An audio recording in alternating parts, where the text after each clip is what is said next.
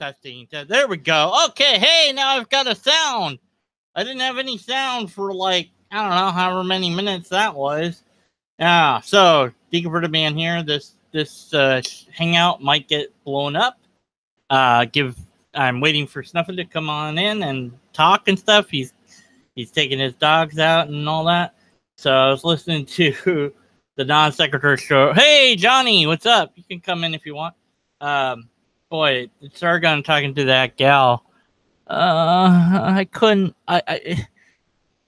The things that I wonder if she even understands the things that she's saying, like how bad and wrong and broken they are. I would just love an actual logical argument, and then I don't even know. I lost count of how many claims were made without any proof offered. And then I heard statements like, well, this worked for me, so there you go, as if, well, then therefore it works for everybody. I mean, just the lack of any awareness of logic, just, I don't know. So I couldn't take anymore. I had to get out. So I started this hangout and said, let's go do our own thing. Screw it. I can't take it anymore. I would, just, she said something about California is fighting to become 3 separate sections. Really? Who's doing that? Where? When? Like, do we have like proof? And that there was laws on the books that like can be used as loopholes to oppress black people or whatever. Well, that would be really easy to bring forward and prove. And that's all you'd have to do is say, here's this law in whatever state or province. Here's the name of the law, substate, in the book, and make it public knowledge and say, look, this law exists. Maybe nobody's abused it yet, but we're worried that it will be. Let's do something about it. Let's hire some lawyers. Come on, they could get together and do that. But see, that's not what this stuff's about. Bad echo coming through. Good now. Echo. Am I echoing still? Johnny, do you want to get in here? I forget what I was doing. I was doing Minecraft as I'm talking. Why not? I could do both. Oh man, it's like the whole thing with the group identity politics is that you're trying to say, okay, well, group X, because they have power, we need to do something about that. And, group Z doesn't have power, so we need to somehow do something about that. Well, but the only way for us to do anything about that is to gain power ourselves. Great. Now you're the one that's by your own system, you're the one that's now in power and the one that now has to be taken down by the next person that's not in power. So how can you hope that a system like that would function? It's highly incoherent. It's a self-defeating system. It could not function. It would not function. It will not function. So yeah, I mean, but it will not function here or there. It will not function anywhere. Right? Exactly. Yeah. I do not like any of this. It's just broken. But it's not about liking or disliking. It's about, if they have an argument. They don't, so that's the end of that. Somebody was complaining that I shouldn't be a centrist in politics because the Republican tends to favor religion, and that does seem to be true more often than not. But if the person running has good arguments and good policies, then they might have to cater to whoever to win, but I'm still going to support them because they had a good argument and good policies. I don't care what left, right, up, down they are. But whatever. I don't know. Yeah. course, a lot of people in the chat were making fun of her, the way she speaks, and yeah, I mean, yeah, you know, asking questions about what people were wearing and just complete nonsense. Like, yeah, attack the arguments, not the person. I'm thinking of doing a video where I called something like, what if logic was the reverse of what it is? And be like, always attack the person, never the arguments. The A equals B, the law of non-identity. You know, just like, what would that universe look like? There's always no excluded middle. It's always a true dichotomy. It's always black and white, unless it isn't, you know. Paradoxes are impossible and possible. What would that be?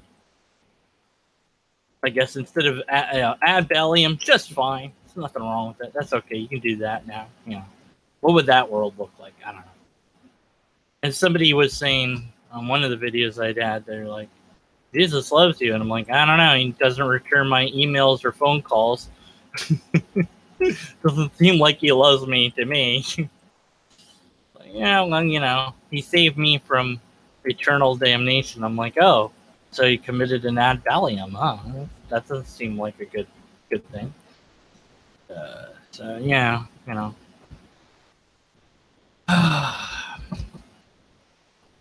What are we gonna do?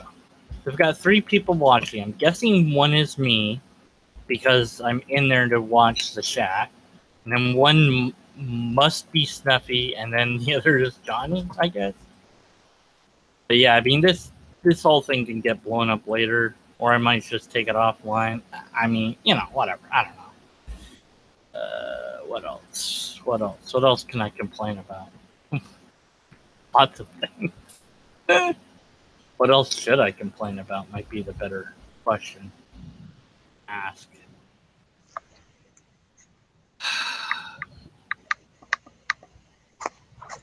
I got Snuffy. I can't hear a dang thing.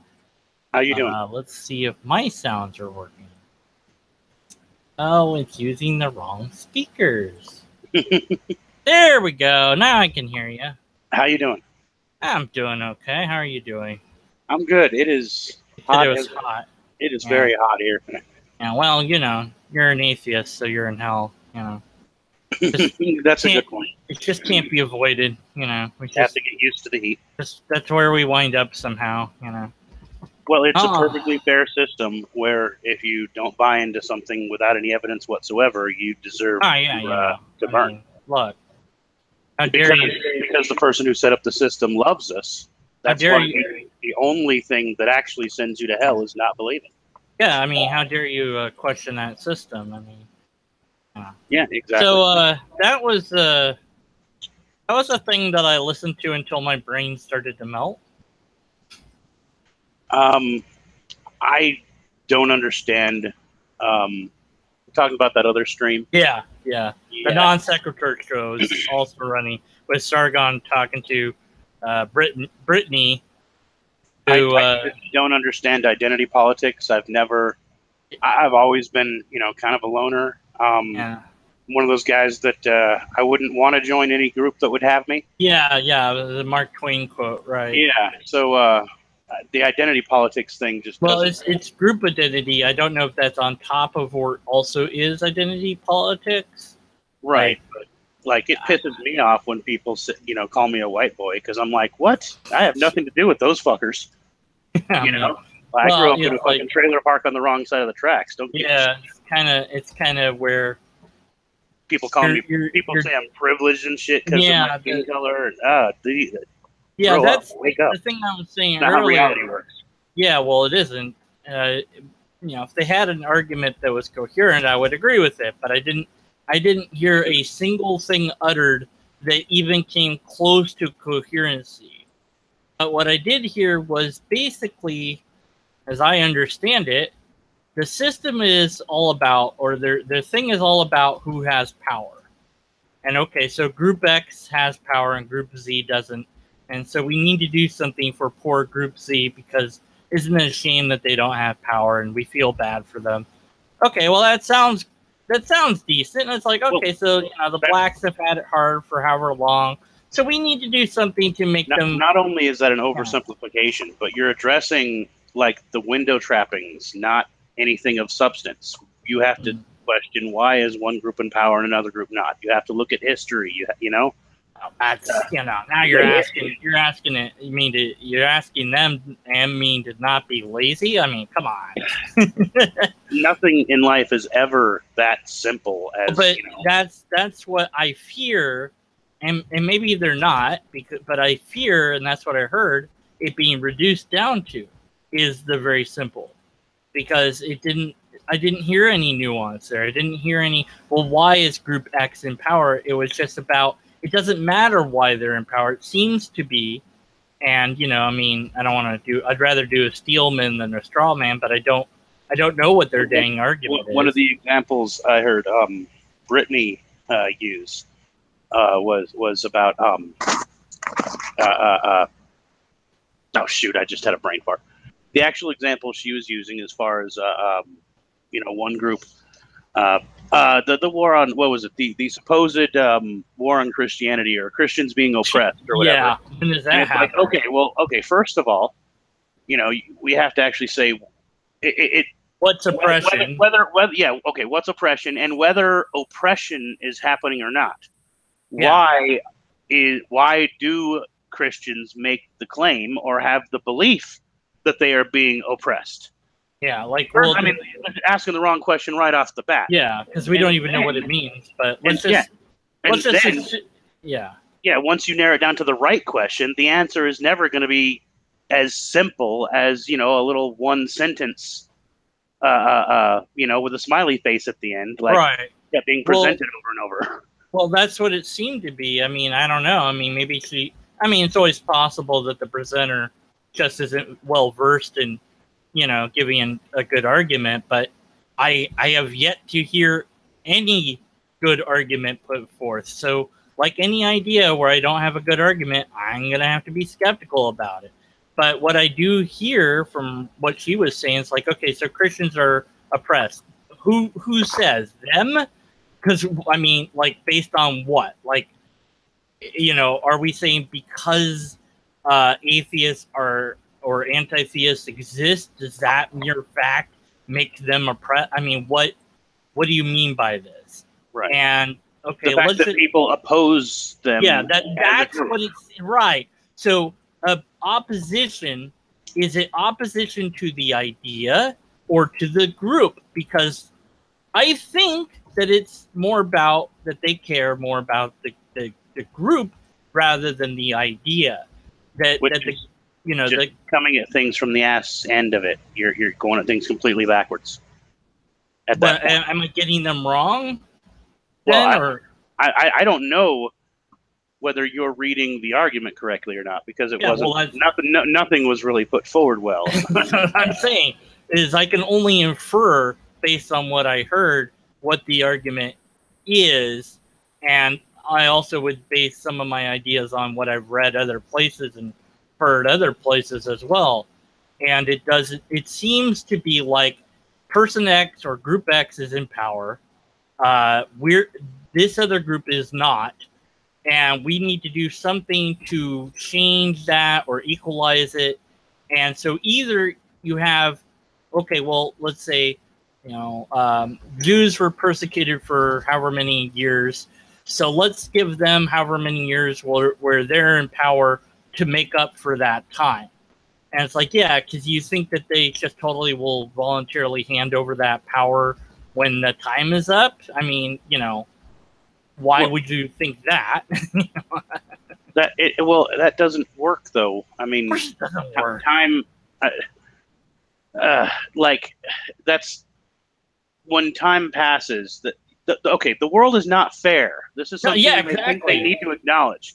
The world is not fair. It's never going to be 100% fair to everyone. Right. And attempting to enact reciprocal punishment or gratuity, to to anyone who has been treated unfairly is just leads to more unfairness. Yeah, because I mean it's been that way. I mean, if you go back and then you have the question of, well, how far back in time do you go? Because almost all of us have ancestors that were serfs.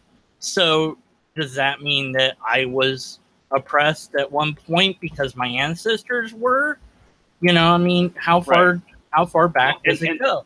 And that's the other thing is that like time does pass, and you cannot.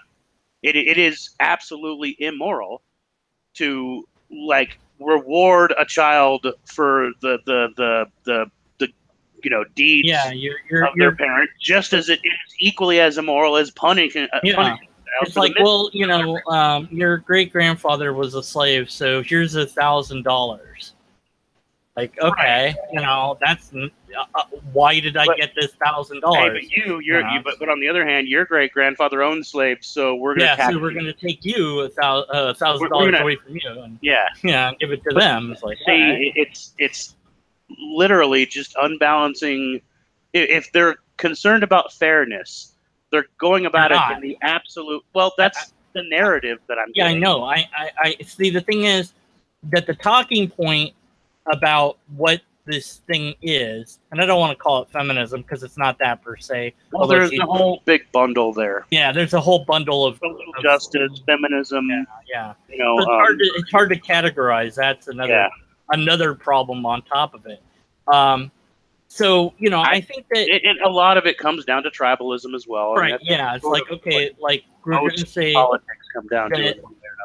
Atheists have been, there hasn't been a non-Christian president. Well, I don't know that that's true. I mean, didn't everyone say that Obama was a Muslim or something? I don't know whether that was true or not. It's just a fun meme. That if you actually pay attention to someone's actions instead of their words, Obama actually did attend church, whereas Trump does not. Yeah, right, exactly. So, I mean, so it's just... Well, if he did, people would complain that he's spending $1 million to go to church or whatever. Right, or he's going to... Well, here's the thing is that, yes, even if you say that there's never been a non-Christian president, the fact that there are so many denominations of Christians, I mean... Yeah, exactly. What was it? JFK, he had a lot of flack for being Irish Catholic or whatever. Yeah. So I mean might be it might be true that no non-religious person and or anyone since say the founding fathers maybe, or at any rate it's been a while since we've had somebody that was openly non of any Christianity religion. Of one form or another. At least. It doesn't have to be Christianity. It could just be like, right. Some of the earlier founding fathers, and maybe they don't personally believe it because our modern definition. Exactly.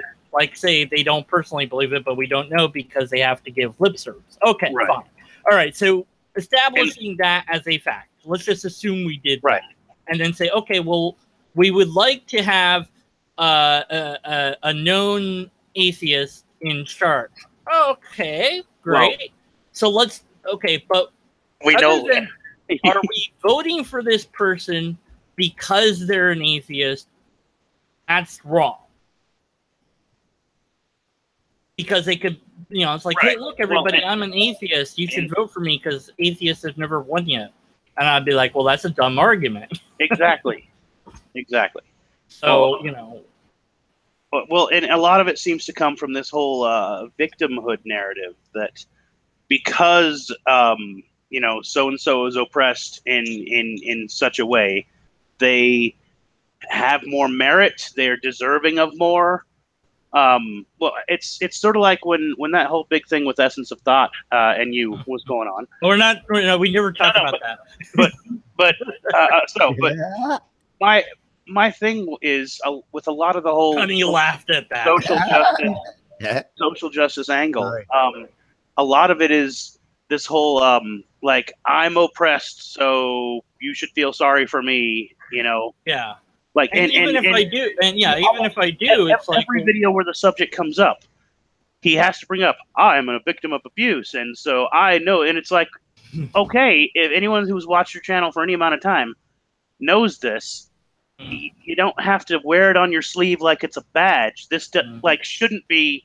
Being a victim or being oppressed should not be what defines you. Like as I was, I was fat in school. I was a bookworm. I was picked on a lot, and I mean, I guess when I was a kid that mattered a lot. But by the time I was, a young adult, I realized that what other people think about me doesn't define me.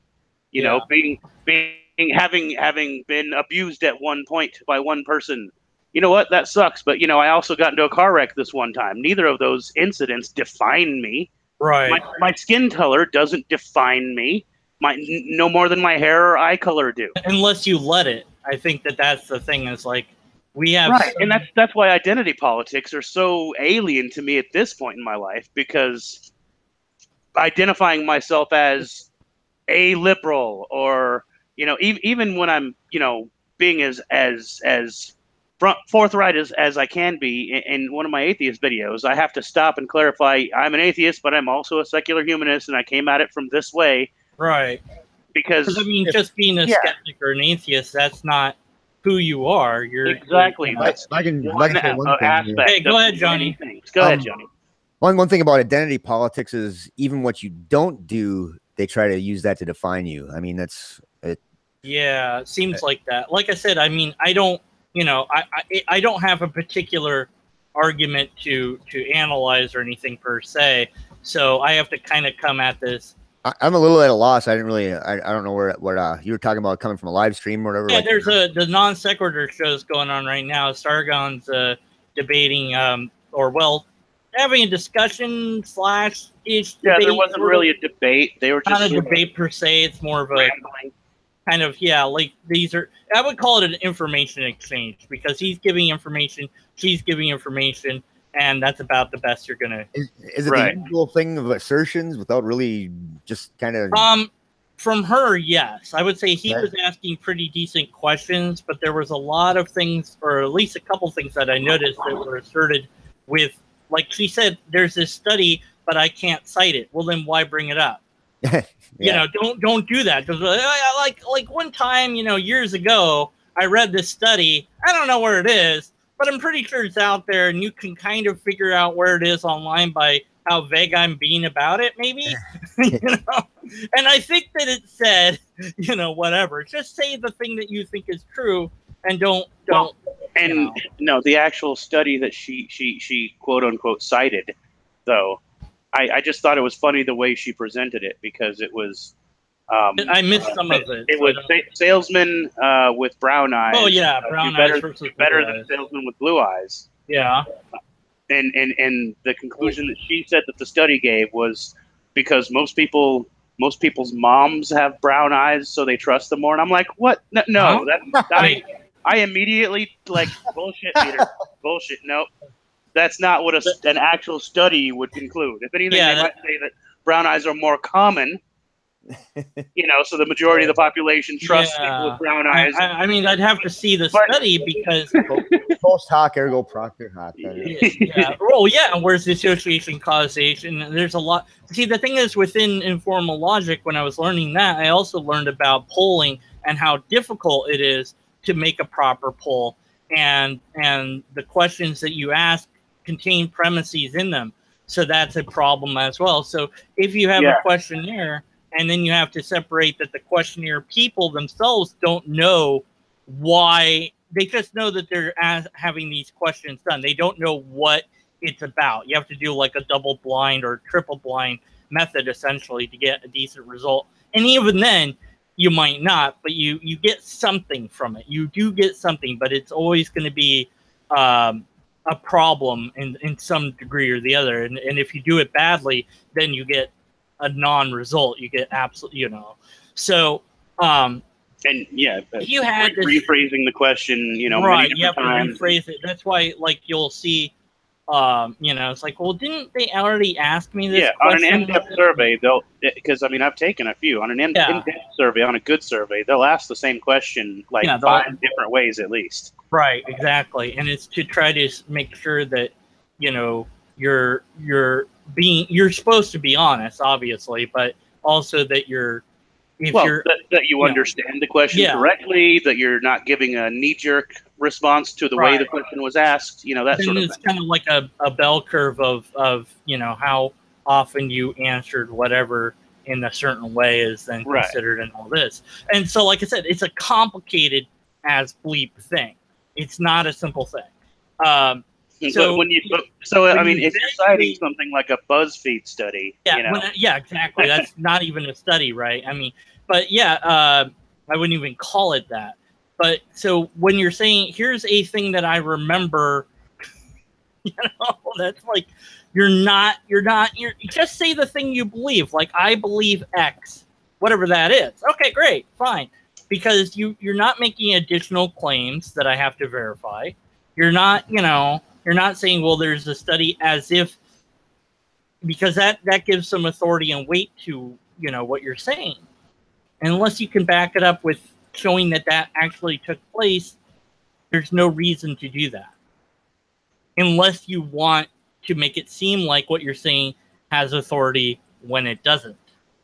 So then the skeptical antenna goes up and you go, red alert, bullshit. Well, and then, at that point, it's like you have to try not to jump to an assumption, but you have to figure, are we talking about someone who's doesn't know how to cite or doesn't have research? Well, that's what I'm saying. I'd rather go. Or are we dealing with someone who the research doesn't agree with, and so they're distracting? I mean, it could be either way, and I don't know, and I don't want to make any assumptions because the argument's what matters, not the person. So I'm saying, here's how to improve your argumentation: is if you recall something reading in the past or whatever. Okay, don't mention that it's from something you read. Just say, I believe whatever the bleep it is, because that makes your argument more about, well, it's a belief, so you don't have to support that with anything. It's just your belief, and you can be wrong about that. Okay, great. But we haven't gone off track and, well, prove that this study took place. What are what were the questions? We have all this giant thing that we'd have to track down because a claim was made. And so it's not worthwhile to make a claim that you're unwilling or unable to support. And that will make your argument, whatever it is, a lot better when you don't do that. So, okay. But, if there was a study, it's like, well, why, if we were to extrapolate and go, well, the salesman, that have blue eyes versus brown eyes, and we won, and we had this, and let's just say that was the result. Okay, then to extrapolate the next assumption, which is it's because their mothers also have the same color eyes. Well, okay, that might be the case, but did the survey also find out what their parents' eyes were and find out if that was the case? So you've made two assertions, neither of which you've supported. So you've doubly made your argument double bad already. So, like I said, the way to avoid all of that is just not bother to say that it was a study in the first place. Right. Just say something or just actually do your homework and people have I believe people have biases based on numerous different reasons, and that those biases lead to conclusions that are not warranted, rationally speaking. Okay, hey, I can't disagree with that statement because not only is it a belief, but it's one I actually happen to agree with. Yeah, people do have biases. You're right. Okay, now where's the rest of the argument? I don't know, but at least you did something that I'm not going to agree with or disagree with offhand. Or if I did disagree with it, I have to then formulate my own beliefs and why they're opposed to yours, or what facts negate your beliefs, or what have you. And so I'm not getting upset at the content. I'm getting upset that you didn't do logic correctly. And I just want you to do logic well. That's all. I don't know. I just don't understand the entire victimhood narrative thing. Well, that's kind of a whole nother level, and it might be something separate to it. I don't know, but that's okay. I don't know. It's not like because I don't actually follow either Sargon or Brittany. I don't not really, a fan of either of them. Don't really know anything. I've never heard of Britney, so I mean, I have to and I try to watch and listen to people who I don't agree with, so that I learn something new and I look at what I think in a different way. But the entire debate just seemed to be like it didn't seem to have any real content. Like no one was getting to any actual point or any actual issue. Well, I think he was, asking questions, but whether or not she was giving, it was hard to know if she was. It all just kept sort of coming back to, I'm up here. Philosophy 101 or whatever. Yeah, it was really hard because it's like, okay, here's my issue with your politics, blah. Okay, and then you just go, well, here, my politics are blah. Yeah, I understand your politics are blah. And I said, here's my issue with blah. Yeah, and my politics are blah. And it just kept going around like that. So, it's like, I don't know. What are you gonna do? But at the end of the day, it's not that I agree or disagree per se with anybody on either side. It's I recognize when you're doing bad logic, and that's what I'm against more than anything else. Like I might also on top of that disagree with what you said, but it's worse because you're arguing badly. Like there was somebody, Christine, or no, I keep calling her Christine, Stephanie. My brain just, I don't know why she's Christine in my brain. I don't know. Think of that car that comes to life or whatever. Stephanie on, the atheist apologist, right? Or the atheist. Oh, God. I'm gone. That's it. I'm done. Good night, everybody. Yeah, no, her. Yeah, the one that bugs apologist. Me. Yeah, the one that bugs me. I know who you're talking about. Okay, so her SJ. Observe a deconverted man has a mental breakdown. Okay, so she was saying on Twitter, and she had screenshots that this atheist had gone after her with this stuff, and it was just pure insults. And I'm like, yeah, that I said how. So I tweeted at that person. I'm like, how dare you? You should know better. This is an ad hominem attack. The argument's not the person. For shame. And it's like, yeah, you're not making. It's like you're not making the rest of us look good. And it's like, well, remember, let's not. And I didn't do that because I don't. That's not how I look at it. I go the argument that was this whole thing that I did. My past couple of videos was, oh, you can't go after these people because they're teenagers. Oh, it's like, yes, I can. Whether it doesn't matter the demographic of the person or whether they're quote unquote on your side or not. Yeah, it doesn't matter. What bad argument is a bad argument. Right. Yeah. So I mean, you can have crappy arguments for something I agree with, and then I would disagree with the argument and say, look, that argument sucks. Here's how to fix it. Go fix it. And I've come up with an argument against God, but okay, let's hear it. Here, let me see if I can. Does that show up on the side there? I got a email sent. Thank you, Nadine. Oh my God, what the hell is this? It's a link to it's just a comment that I took a picture of. Error forbidden. That's an error. I can't click on that. You can't. That doesn't work that way. Okay, let me see. I put it in the other chat thing or whatever I sent. Like you have to, you can't. I'll email it to you. Yeah, I was like, you can't do whatever you're trying to do. I know. You know that you're not able to do what you're trying to do, but you did it anyways. Well, no, that's not. No. You're totally twisting it around. All right, William Lane Craig. All right. Though it is the internet. Sometimes that works. Exactly. I don't understand the internet. How does it work? As a computer technician, let me tell you, sometimes you just have to that's why retry is an option. Sometimes just try again. Is it a good idea to do this?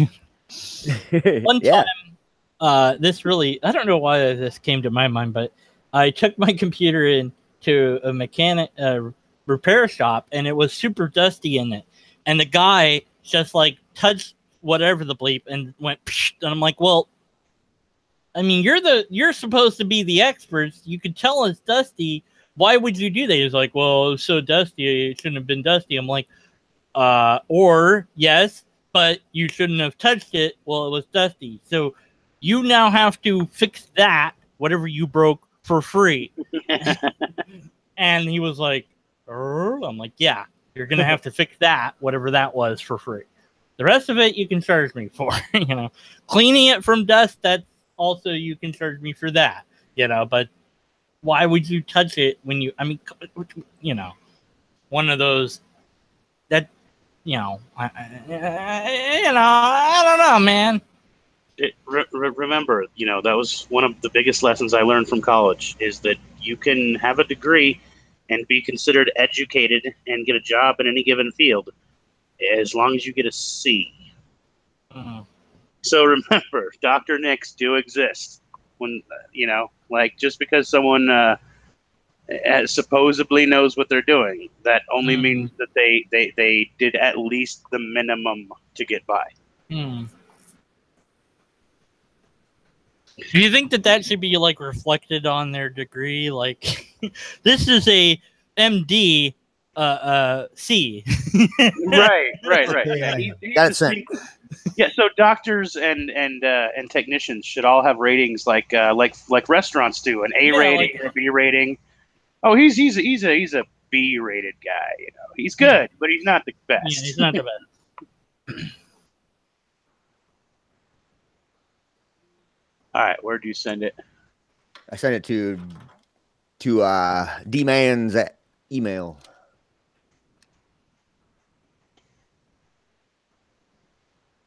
Subject argument. Oh, hang on, I found it in the. Okay. See, number 1, unexplained causes have a natural explanation. Okay. This is the premises or arguments?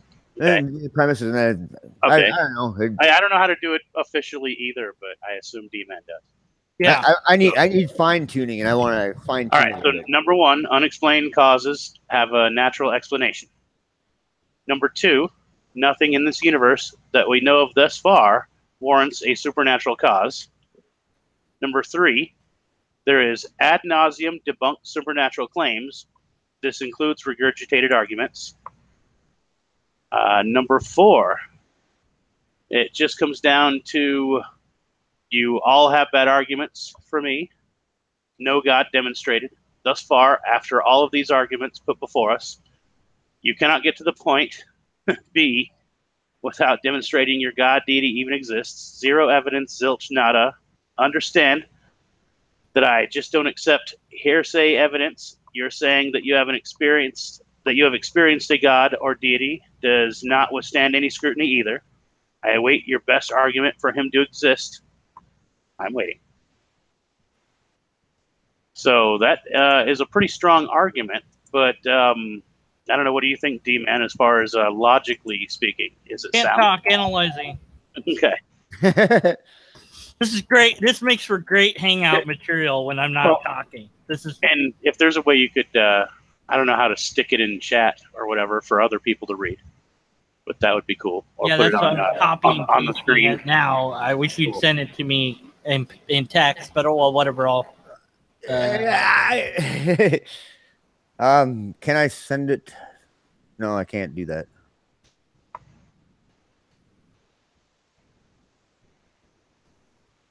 I was watching Prophet Azad and Sirius's video, and I made this in the comment section there. Cause I don't know, because they were talking about bad arguments for God or whatever, back and forth, and it's like, well, this is mine, and it's number 4 is just sort of it's sort of a conclusion. I guess. Conclusion and stating the case. Numbers 1 through 3 are basically the points. I don't know how to quantify everything the right way, or whatever. I don't know how to do that whole P1 and P2. Yeah. I think I'm pretty close, though. I just pick up what I see other people doing. I'm good at that, but I'm not actually educated in logic. Yeah, same here.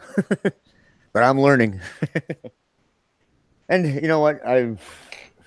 What you need to know is how to look up things and how to find out where As logical arguments, right? as the preacher Matt Powell put it, no one taught me how to logic. Yeah, I can't. I think. What the bleep? Where am I? The hell? Oh, you walled me. You walled me in.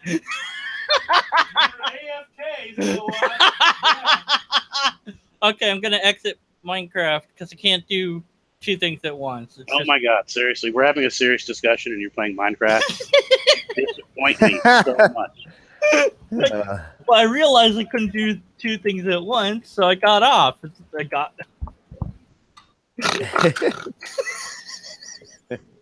Whatever level my respect for you may have been before, it is now ever so slightly lower.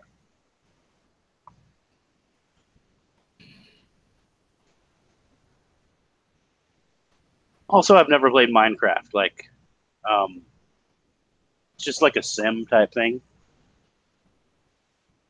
Well, it's Legos, but in the computer. Gotcha. That's basically. That's kind of what it looked like. Hey, Is that what it is? Legos? Wow. well, it's kind of like Lego, but in computer format. I mean, that's the easiest way to do it. That's the easiest. Yeah, I noticed like the boxing looking to it or whatever, but now I guess I get it. Lego. It is. It's Lego. Build things with blocks. Yeah, you build things with blocks. Waffles. You can do weird things in it that you know, like somebody built a computer inside of it. Lego, but, you know, and of course to wrap fully around, there is Minecraft Lego sets. So after you're done playing with it online, you can then play with it. Play the online version of it for real. Offline, and then, yeah. What a great marketing idea. Yeah. Brilliant. Yeah, brilliant.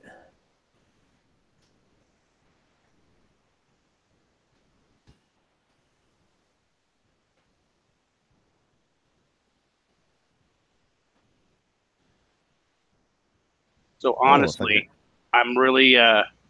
I can open it up. As far as your number 1 and 2 argument, they seem pretty actually sound and solid. Okay. So my first two premises are right,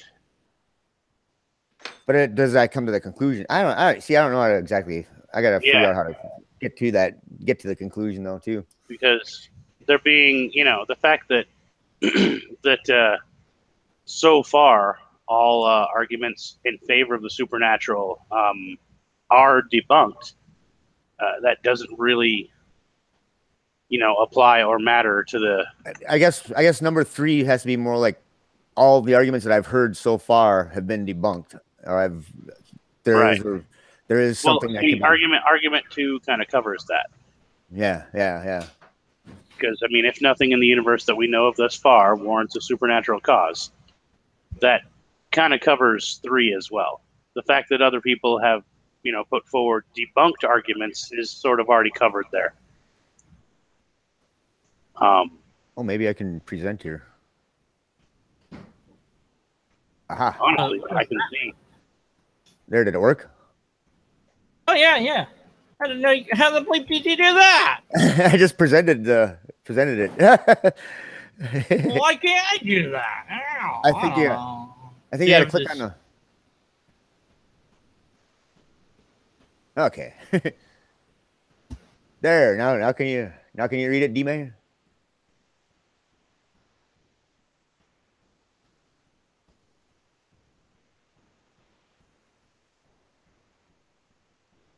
Everybody still there? Yeah. Oh, okay. I'm giving anyone who wants to time to read it, but I have to agree completely with point 1 and point 2, and just taking at that point, we could almost come to a conclusion. Because beyond that, it seems like that's what you're sort of doing with 3 and 4, is trying to present the conclusion at that point. Is that doing too much then? But no, I guess.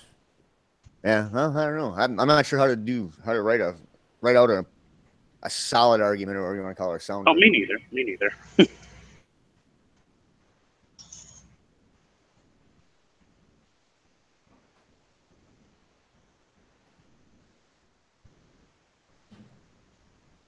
I can argue like an idiot, though.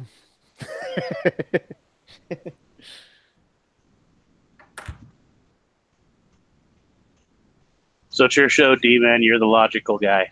Yeah.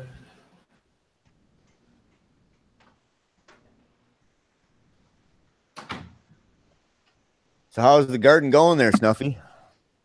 Oh, pretty good. Pretty good. I got little green tomatoes, like a half-inch to an inch across growing right now. Ooh, wow. Yeah. I mean, we're getting pounded with the rain here. Our driveway washed out a couple times already. I had to shovel it up and watch it go wash back down in one day. It's great. like setting up a little slide or whatever, and then setting up dominoes and then knocking them over one day. I felt like I was doing. Cool. Gonna videotape it next time. Oh, that sounds like fun. We should be getting more rain. We got rain this last week, and I think we're getting some more because there's some hurricanes down south, or tropical storms, or whatever it is. Oh yeah, that's right. There's coming across the Gulf, right? Yeah. But it's there's going to be storms in storm season. That's yeah.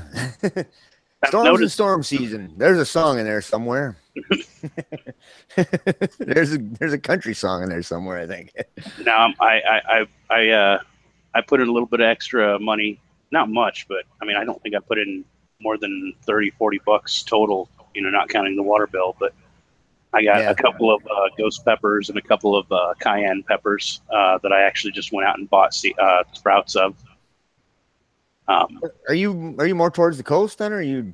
Oh no, I'm in central North Texas. Okay. I'm like a few hundred miles north. Dallas and Fort Worth.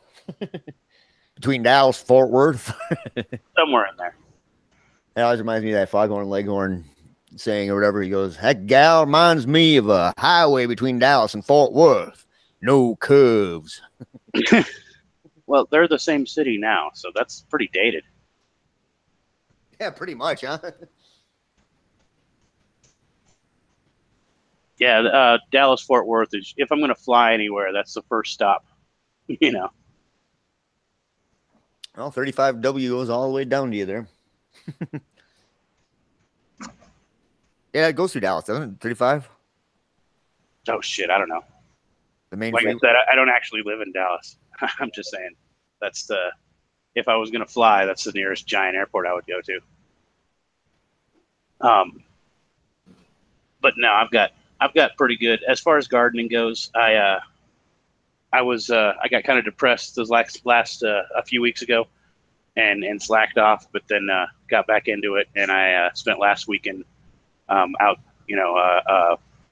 weeding at my family's community garden, and that's not doing as good as my personal one, but it's just it's about 15 miles outside of town, so I don't get over there as often. So if something does happen, like the watering system goes down, I might not see it for a day or so. Yeah. Okay. I have been working on a new character. You see, I hear that so often, but I play D&D, so I have to ask you to clarify. Because when I say I'm working on a new character, that means that I'm rolling dice. I will clarify right now. I have to stop presenting. You done reading that argument? I don't know. I think we might have lost D-Man. He's playing Minecraft. No, I'm not. No, I'm doing the argument, man. I'm not doing Minecraft. I'm done.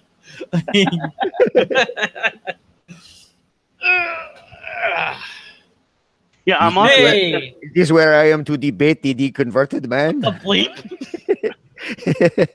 Nice. Come on, I am Mr. Last Night. All right, that's enough of that. He'll be debating near you soon. That was like a view into a nightmare all of a sudden.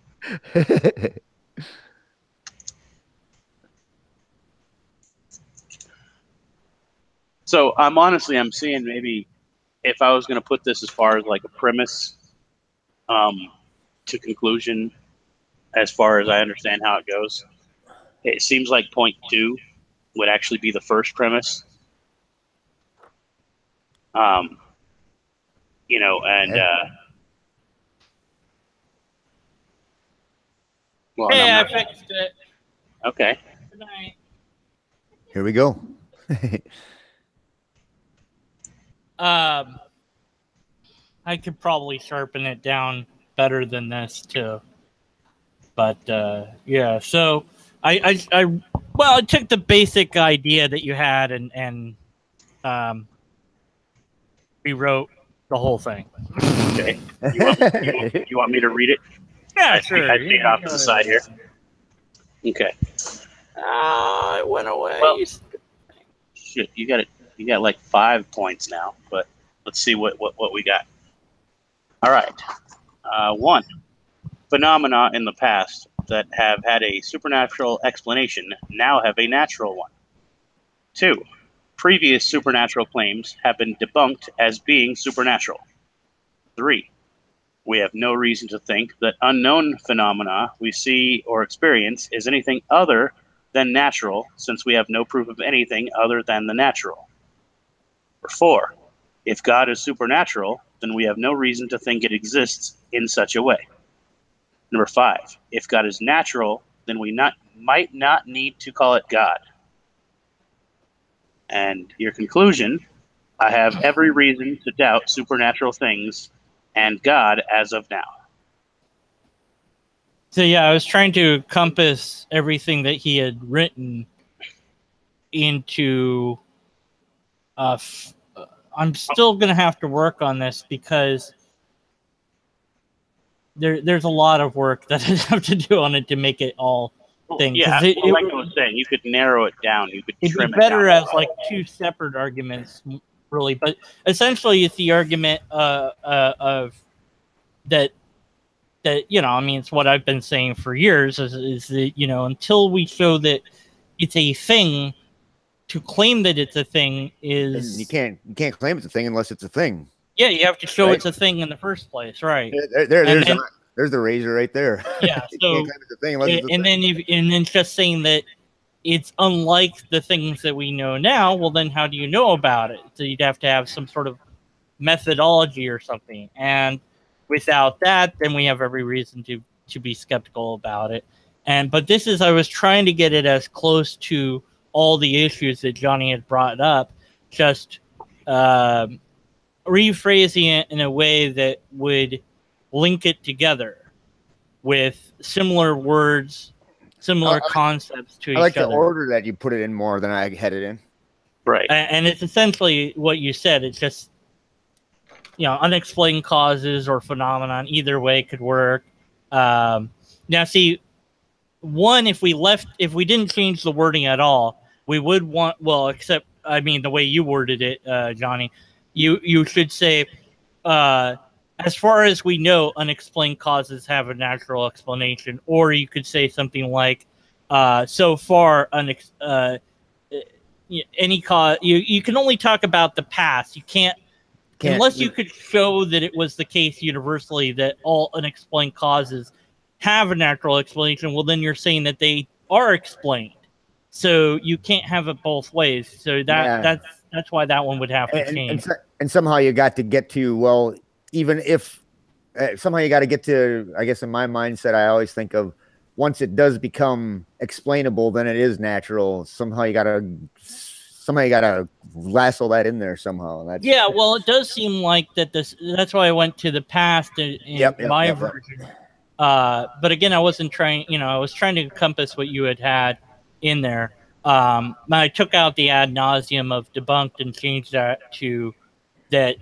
You know, it's been debunked. You know, the previous claims have been debunked. So you could combine. I think you could combine these two into something even better. Hopefully.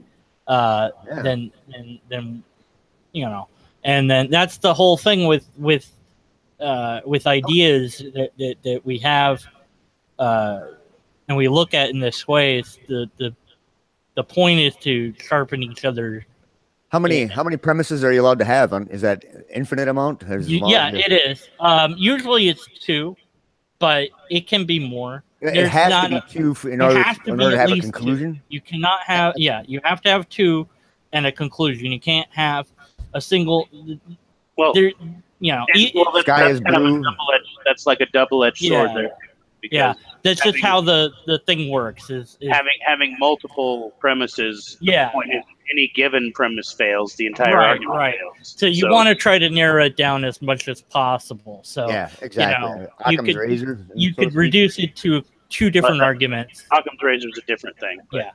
Yeah. You could reduce this to two different arguments. That you could stop it at two and say that say the first argument is basically that 1 and 2. Yeah, well, the argument that we have everything that's been claimed to be supernatural has been found to not be, would be the first argument.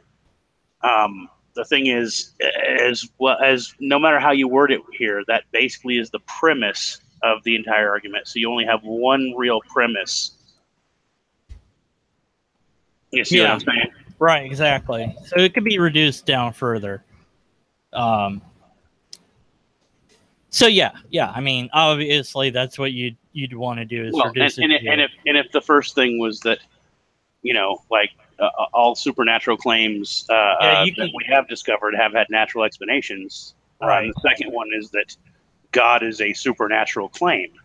Therefore, we will. Yeah. Right. Exactly. Then the conclusion is that could be that we can then dismiss God as a supernatural claim as having natural explanations.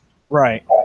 Which would then they would be stuck with, well, God could exist, but then they're arguing the conclusion because either they have to accept a natural God, which at that point, why would you call it God, or they have to dismiss, that's sort of what's happening with a lot of modern apologetics, where there's, well, God started the Big Bang, or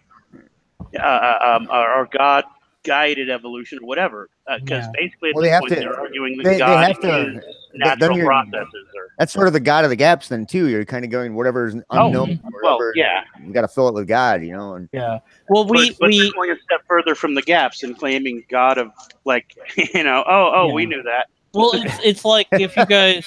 It says so if you read it a certain way. If you're really into a movie or a TV show, or you're playing a video game, have you ever noticed that you'll tilt your head one way or the other to avoid what's on the screen?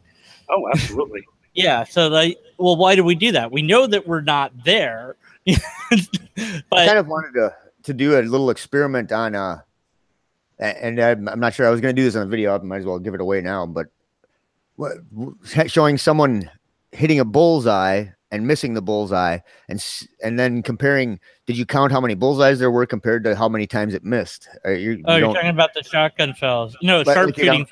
Like you don't pay attention to those ones that you missed or whatever. It's the ones that count that you kind of pay attention to. The sharpshooter fallacy. You shoot. I'd like to do that as an actual experiment in a video. Don't let people onto it that's on there. But here's the thing. I tell you, as a kid on the ranch, actually shooting a gun, I guarantee you, I went through hundreds of rounds because I had a little 22 single shot rifle when I was on the ranch as a 13, 14-year-old. And I swear, I shot hundreds of rounds off it, trees and birds and rocks and everything. I lived out on a fucking ranch. Mm-hmm. But the one time that I actually shot a skunk's head, from 100, that's the story you hear. That's right. One, yeah, that's the you don't have a story to tell when you're like, I shot the gun and it hit nothing. That's not a story, right? Fishing, on the other hand, is different. If you miss enough, it becomes that one story of how I shot 40 bullets at a rabbit. Fishing's different, though. It's the one that got away. That's all. Well, but there you have to have something that got away. You say, well, I went fishing and that's it. Nothing happened. Nothing there. That's not really. There were no fish. Yeah, there was no fish. I don't know if there was fish. I don't know. I caught nothing. This is how the fishing story. I caught water today. That's what I caught. The fish I caught was just about that far from shore. I was like, I know that there's fish in the water. They were nowhere near me. I should go fishing. There's a church that right near my house that I have to walk or drive by if I'm going pretty much anywhere, and it's Lady of Guadalupe. Oh God! And she's got her arms out. They got a statue out front. And maybe you could ask them if you're allowed to test miracles on her. Well, I just think it's hilarious because she's got her arms out in like benediction or blessing or whatever, like, you know, just her hands sort of spread like all. But every time I drive by, I look at it and I just have to. She caught a fish this big. That's the same moat. You're just holding your hands out. That's not special. You could like get a ladder and like get a fish and just put it up there. No, or a Subway sandwich. Either way would be great. The town I live in, I would go to jail for that kind of shit. Well, look, obviously you don't get caught. Right. Also, yeah, I'm not a kid. That's the number one rule that we learned in the military. Don't get caught. And if you got caught, then, you know. Even like, you know, 1 or 2 nights in jail for vandalism. And you're screwed. That was followed by the number 2 rule, which is you're screwed.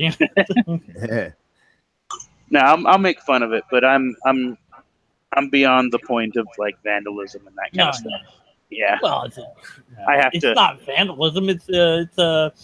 It's a protest. Yeah, that's all. If it's your own property, it's not vandalism. Yeah. But no, here's the thing here in Texas. I'm not going to say what town I live in, but it's like a small to medium sized town, a couple 100 miles away from a big town. But even in this small to medium sized town, I work like, I don't know, 1.5 miles from where I live. I still go by about 15 churches. I'm not kidding. I'm like, okay, there's a real church, like with steeples and glass windows. There's another one of those. Oh, there's a storefront church. There's a little church in that backyard. There's in Colorado.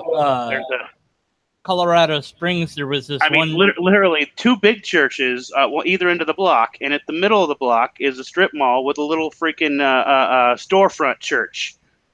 You know, those are the best ones to go to. By the way, those are fun. Man, it's a wild. They are kind of creepy. They have like really loud musical recitals, which is cool. I think that's awesome. But whenever they do, they have like security guards down out front and won't let anyone in or out of the building. And it's like, whoa, a little creepy. Yeah, that is kind of weird. Once you go in, you can't come out. You can't leave while we're singing. That would be disruptive. But I need to pee too bad. Sit down. But yeah, there's the biggest ones around here are the we got like the old school. We got a bunch of like Mennonites living right outside of town in these little I don't want to say cults, but these little, you know, small communities. And then we got the SJWs that are big in town. I'm sorry, what did I say? Fucking Seventh-day Adventist. I said yeah, Seventh-day Adventist. Why the fuck did we were talking about that earlier. Actually, we have very few SJWs here in town. That sort of thing is frowned upon. But then we also have the Mormons and the Jehovah's Witnesses moving in. But the biggest in town is the Catholic, because we have a pretty high Hispanic population, and they're all hardcore Catholic. So it's literally, there's a church of a different denomination every 100 Yeah, feet. there was like this road that in Colorado Springs, it was like one church after the other. And it was like, you know, on both sides. It was like church. You would think that in Texas it would be like Southern Baptist, and and I grew up like just a couple hundred miles south of where I live, and it was real hardcore Southern Baptist back then. But we picked up 3 actual people, three people that aren't us. That's cool. That are watching. People are watching. Well, I feel awkward. We're listening. I don't know what you call it. I'm gonna have to get going here, guys. I got a couple things to do yet today, but sorry, I was zoning off doing some other things anyway. Hey, you know what I want? What do you want? What do you want? I want my lathe. What the hell are we talking about again? A lathe? I don't remember. Wow. What can't you make with a lathe? What can't you do with the lathe? Yeah. Is it a good idea to do this? I'm gonna have to do that. Yeah. I'm gonna make some cornhole boards too. I don't know what you build with it, but it'll be cool. Yeah. All right. All right. See ya. Here. All right. We'll talk to you guys later. See you, Johnny. Over here.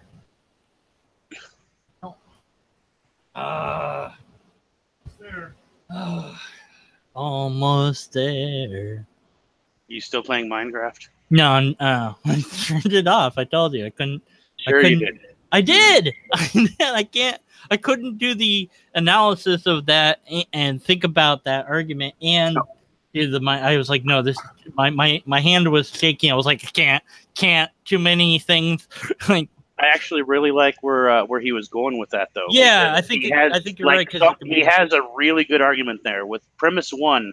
Yeah, just the basic as premise one that all supernatural claims that have a discovered reason for them have turned out to have natural causes.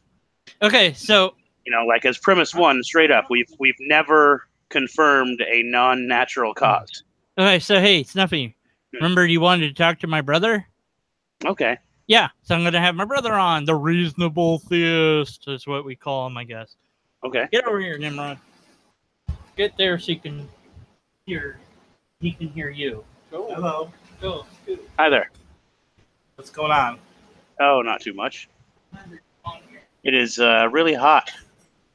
No, it's not exactly cold here either. Sweltering is a good word. So, all right. Well, I guess I'll be I'll take the lead here. So, what would be reasonable about theism? Okay. Well, what makes me a reasonable theist is the fact that I accept the truth that biological evolution happened. The universe is 13.5, whatever it is, billion years old. The Earth is 4.5 billion years old. Those are facts. The observable facts, right. Right. I accept that as the facts. Most people who call themselves Christians don't accept those. The Earth is only 6,000 years old, or microevolution is true, but not macro, or some other, loads of nonsense. So I like informal logic. I know a bit about it, although not as much as Deacon Vertigan does, but I have studied it. And I've also evaluated some things for logical fallacies, so I do understand it a little bit at least. But my belief is just that, a belief. I'm not making a claim. It is purely faith. It's completely unreasonable. If I had a logical argument to bring, I would. Okay. What? Why? Well, okay. So I see that you're trying to say that that's reasonable because you're not trying to back up a belief that is basically a faith-based belief. But if it's a faith-based belief, I guess I might quibble about the usage of the word reasonable, because, it would be reasonable of you, of course, to not put it forward as fact-based. But how would it be reasonable to hold that belief if it is faith-based entirely? Why would you hold a belief based on not facts? Well, I don't have a good answer for that. It's just there. Okay. I believe what I believe, and what I believe is very different from anybody you might think of. You're not going with the. You're not claiming a mainstream. It's a resurrection, original sin, all that other Christianity. It is a version of Christianity, but it's like my own homebrew. And so being a version of Christianity, it's irrational. Christ in some way? It's irrational in the respect of that I don't have any empirical evidence or repeatable tests or logical arguments to support it. It's just a completely out there, it's just a belief. But I recognize that it's just a belief. Because I recognize that it is just a belief, that is what helps the reasonability of it. Yeah. Because so many Christians are like... I'm glad you made the distinction there between reasonable and rational. Okay, well, there's a difference between reasonable and rational. It's not rational, no. Reasonable, maybe. Because as long as my belief... Well, I mean, reasonable... cause me harm or somebody else harm or get in the way of reality, then there's really no problem with it. It's the people who are believing things that are... It can be a harmless belief. It can be a harmless belief. Yeah. But believing that the earth is flat is not really a harmless belief. Yeah, I kind of agree that believing that climate change doesn't exist is not a harmless belief. Absolutely. So I believing that God's going to heal you, mysteriously and that's not harmless, right? Not harmless, right? So there are a lot of harmful beliefs or beliefs that are neutral, but lead the person to make decisions that are unwise, at least, based on their beliefs. And there's too many people that are in politics that are making decisions based on a particular faith view, and, well, things are going to heck in a handbasket because of it. Well, I mean, I agree with you there as well. But so, I mean, real quick, I mean, because here's the thing. I've been an atheist for as long as I can remember, or and I do remember when I was younger than 13, but when I was 13 and I had the big questions to ask, everyone said, read the Bible, and I read it, and that pretty much solidified that I was pretty much an atheist because the Bible was bullshit. But I pretty much never, I don't, even at that point and before, I did not believe in a God any more than I believed in, Narnia or Harry Potter. And I was astounded to find that other people did believe in these things and weren't just pretending. And so that's why even if you're going to be as reasonable as you are with your belief, I still don't understand how you hold your beliefs, how you would come to a belief in a God and hold to it with. I mean, I don't understand the faith-based position, the believing without evidence, something that isn't rational, so to speak. Well, for me, it's, I think, even more different than you might think, because it's more the idea than the actuality. And there's the idea of Jesus rather than worrying about whether or not he was an actual person or not. It's kind of almost irrelevant. Okay. But doing good to others, loving your neighbor, those kinds of things, those are worthwhile goals. And they're beneficial if everybody did it, that would be a good thing, kind of thing. The idea of a deity. But I don't believe in the God of the Bible.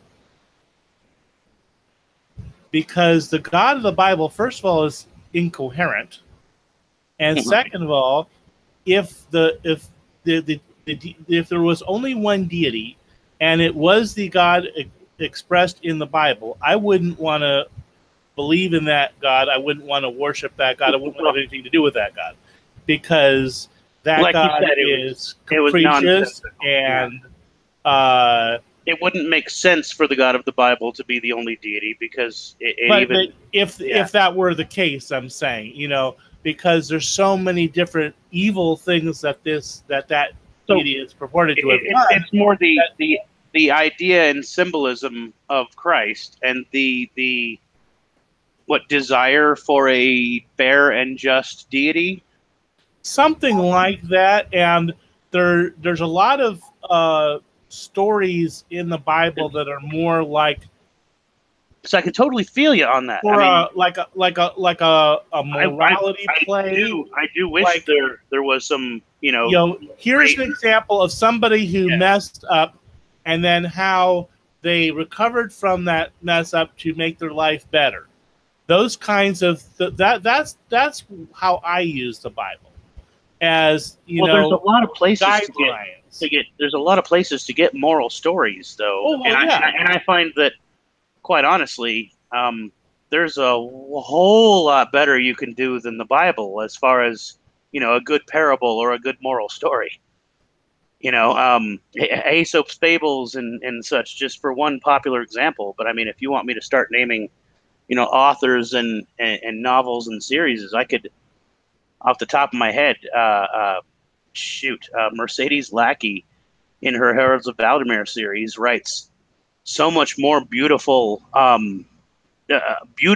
about morality and love and the struggle between real life and fairness, than anything I ever read in the, Bronze Age superstition of the Bible. Yeah. If you think about it from a literary point of view, the Bible is really heavy-handed and and contradictory. Right, and I mean, I haven't opened a Bible in so long. I haven't been to any church in a very long time. I was going for a while, and then they started working on our road and blocked the access. And so I kind of got out of the habit of going. I kind of liked going because, it was something something interesting. I really liked the fellowship. But this particular church I was going to, I didn't like the way the pastor was preaching. He was kind of a screamer. And what he was saying was fine as far as the content, but I wasn't getting anything out of it. And so that's kind of why I stopped going there. And so my religious, whatever you want to call it, has been nothing much. I've got a collection of music I listen to, once in a while, fairly often, but and it's inspirational and I like it. But the question I think that you're trying to ask is, why do I hold on to even this much? Why not just take the step and become a skeptic / atheist? And I don't really have a good answer for that either. I do believe in something. I believe that there is a something, or more than one something, perhaps, out there. But what that is, I don't know. But I mean, something is just so vague. Right, but I mean, a form of deity. But I like the idea. I think that I'm just so welded, if that's the right word, to the idea that there is a deity, that's where I'm just at the moment. I mean, who knows where I'm going to be a year from now? Right. I'm definitely not. And I'm not trying to convert. No. But I mean, okay, deconverted man. Honestly, the whole reason I asked deconverted. I want to understand your point of view. Yeah, but deconverted man has been living with me for going on 7 years now. And it's when he moved in that I started learning about logic.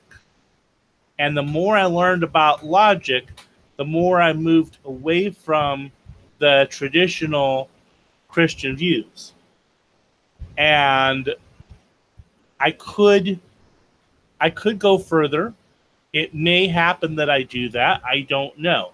I mean, there was a point where I was listening to and believing all the apologists, where I thought that the arguments that they were bringing were the greatest thing since sliced bread. Oh, this is a terrific argument, this ontological argument. That's great. The Kalam, oh man, that's so convincing. This book by Lee Strobel, The Case for Christ. Oh man, that's just so amazing and so wonderful. And well, now I know better. But there was a point where I really firmly believed that those things were accurate until I learned logic. Okay, pause. All right. Yeah. What's the? I don't know how to pause. Oh my God, he's playing Minecraft. All right.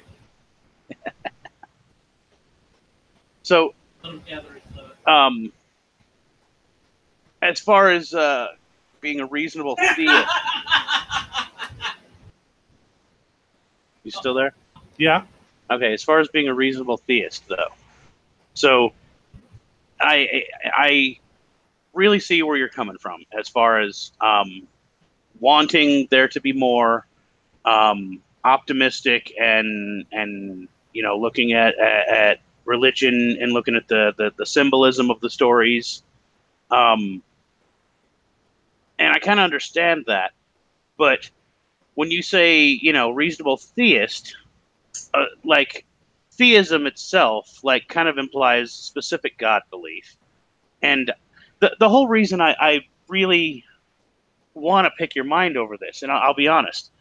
So my mother is 62 and just recently has never been hardcore, Christian or religious, but basically just recently admitted that she doesn't really believe in that stuff. But she is struggling to find something to fill that spot, I guess. And I don't understand that at all because I never had that spot to begin with. Like, I don't have a hole to fill that religion once held. I never had it in me. I don't need to find a meaning in life because that's, what I went through in my teenage years when I was being all, gothic and angsty, was struggling with the meaning of life. I understand that I give my own life meaning. But now I'm not able to empathize well enough to give her good advice. And the best I seem to be able to do is to steer her away from woo-woo, like Deepak Chopra and some other internet guys. And I'm like, nope, don't listen to that. Nope, don't listen to that guy. Don't buy his DVDs, Mom. And so talking to someone else who actually believes or used to believe more strongly, still believes, I'm trying to understand how I can relate and empathize so as to help her better. And so I kind of want to pick your brain as far as what is it that makes you want to believe,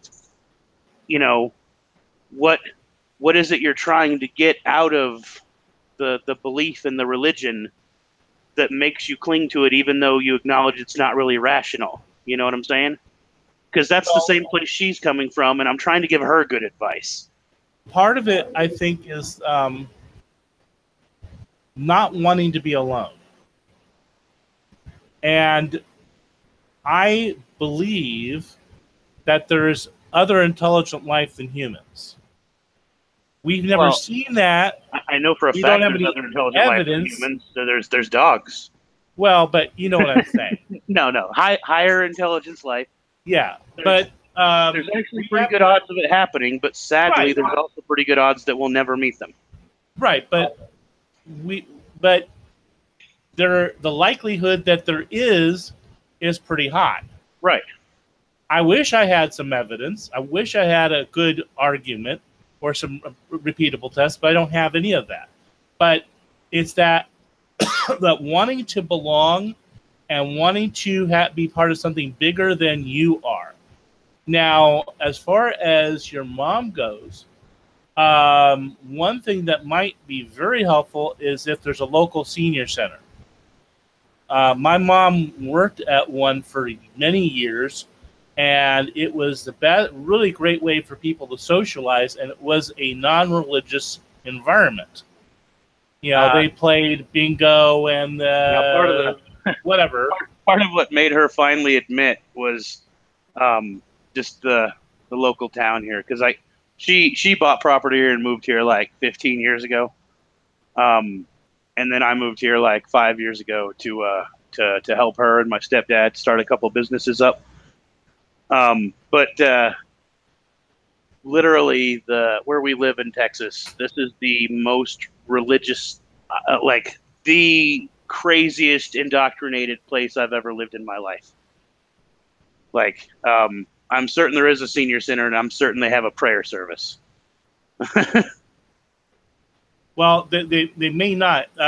If it's run by the city, chances are that it's pretty secular.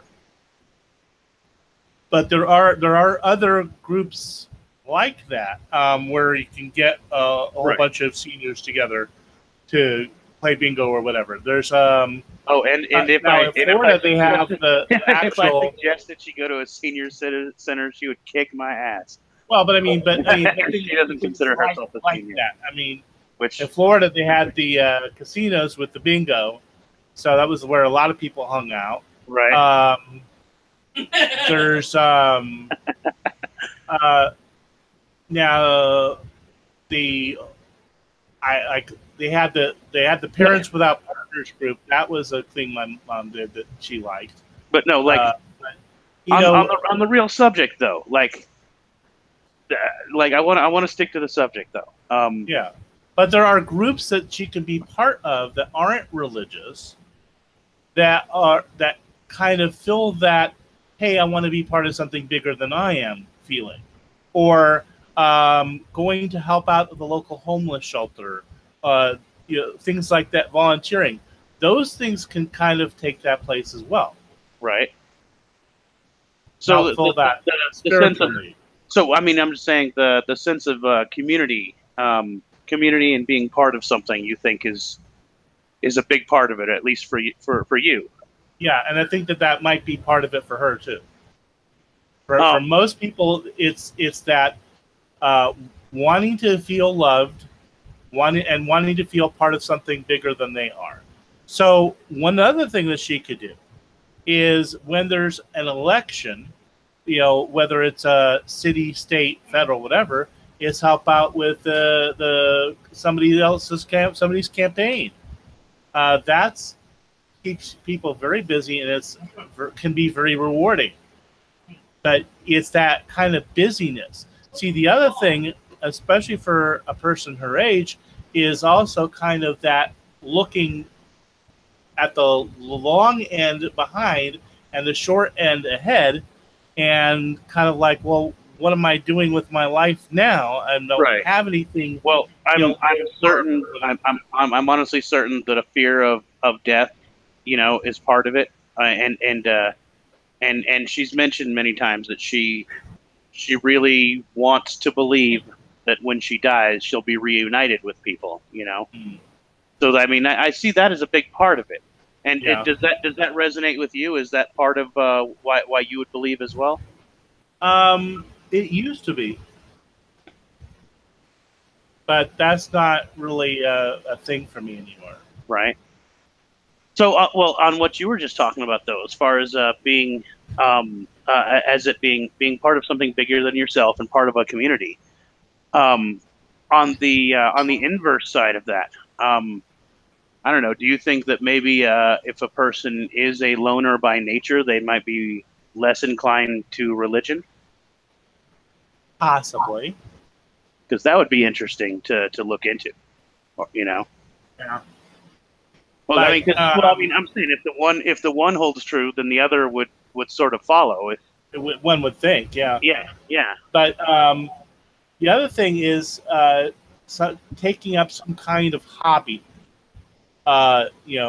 Knitting, painting, those kinds of things, because you've heard the old expression, idle hands are the devil's workshop, whatever. Right. Okay, but there's a certain truth to that. If you've got something to keep you busy, it kind of can keep your mind off of some of those other things like, gee, I feel really, really lonely right now. See, the thing is to make sure that she's not feeling lonely and to make sure she's feeling loved, go for a walk with her, you walk the dogs with her in the dog park or whatever, just, hanging out together, just you and mom, but also, she needs some friends her own age. Right.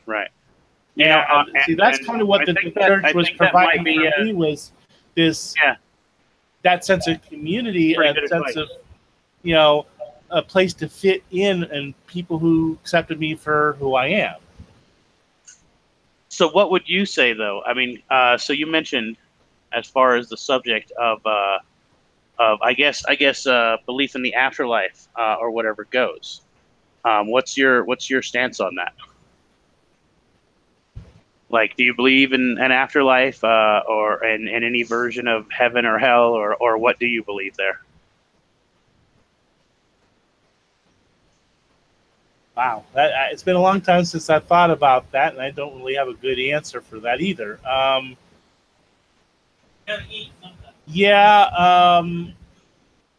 kind of believe in an afterlife, but not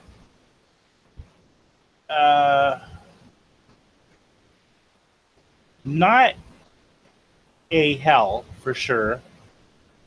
I don't believe that there's a devil. And I also don't think that it would be infinite, eternal.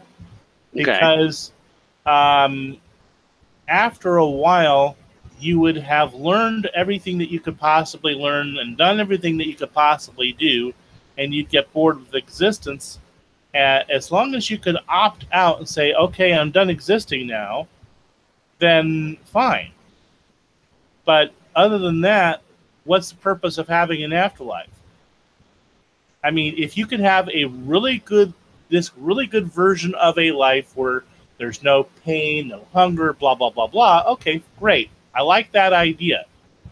But you also have to have purpose. So if my purpose is to continue to learn and grow as an individual, then I like that. I want that. I want to learn more. But I don't want to run up against a brick wall where there's nothing left for me to study. And at some point, if I lived long enough, I could actually study literally everything. Right. Well, and what becomes the difference between an afterlife and just, I guess, a long life well lived? Like if you, what if, for example, this is we have the technology is increasing, and that's just a religious concern on many people's parts. Is what if even in our lifetimes the technology increases that you could end up living to 150, 200 years old, and at that point, well, you do have time to read the books you want to read and learn the things you want to learn, and you live a long life that is well lived. At that point, what purpose would the afterlife serve? Unless you wanted to continue to learn even more, nothing. Right. But that's really, I feel like, I would like to continue to exist and continue to learn. But if that's not the way it actually is, well, then that's fine too. I mean, if there is no afterlife, I'm okay with that. Right. Well, and would you? I So wouldn't be here's disappointed. here's I guess would be the atheist version of Pascal's wager. Yeah. Is that then? I mean, um, you have every reason to try to live this life the best you can, Right. because this is a life that we do know that we have. Right. Um, so living your life looking forward to an afterlife would be, even if there is an afterlife, that wouldn't be the best way to live your life. Right. In my opinion, as far as that goes. Yeah, I'm not really living. That's why I said I don't really have much of an opinion either direction on it at this point. I'm living my life for today and trying to make today good. Hopefully, trying to make tomorrow good too, and trying to get improve the quality of my life. And I'm hoping to get where I want to go in my life, and if I don't get there, well, then I don't get there. But I mean, I just keep on plugging away. I don't see any reason to give up hope. And I think that is really the definition of faith is the hope of things that are not seen. And at least in my dictionary, one could see right. Having infinite hope. Anyway. Well, hope can't really be measured. Right. So infinite hope is meaningless. Yeah, it's an inside joke. Oh, okay. So, all right. Well, that was the screen name years ago when he was a theist. So I said I was only going to hang out for like an hour, and I got to go. But I got one more question. Sure. And this, so what would you, as a reasonable theist, in your own terms, and in my opinion, you seem to be a compassionate person. What would you say to a person who is also a theist, but no longer believes in the dogma? Yeah, dogma or Christian faith, basically. What would you say to a person like that who was concerned about the afterlife, and whose main sticking point was that their desire to see their loved ones after death? Well, first of all, to reassure them that they're not alone, that there are other people who feel the same way they do. That's the first thing. She's not alone. And then if she wants to continue to believe in an afterlife, but not the dogma of the church, say, whatever you want to believe, go for it. I mean, that's basically it. Be supportive in that. I mean, it would be like if your child came to you and said, "Hey, I'm a theist. I'm becoming a theist." Well, you're going to support your child because you love your child. If your child comes to you and says, "I'm gay," then you're going to support your child because you love your child. You don't have to agree with what they think, feel, do, but you support them. So in the same way, you're supporting your mom in where she's at, and just say, "Hey, I'm here for you. You need a shoulder to cry on. I'm here for you." And that's the best you can do. Well, and like I said, try to keep steering her away from the woo-woo. Oh, definitely. She's very vulnerable to people. Like the idea that Australia is a lie. Well, no, not that bad. I mean, she's a pretty intelligent woman. Well, that's a new one I saw on the web the other day. The whole this new wave of wannabe Deepak Chopras. I mean, heaven forbid she ever listened to Jordan Peterson. Really?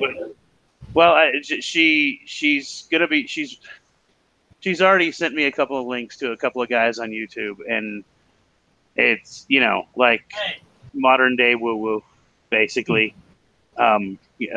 Collective consciousness and spiritualism and that kind of stuff. And if it makes her happy, that's cool. But I just have to. You definitely don't want one here near that that guy who wrote the book about the triangles. Then.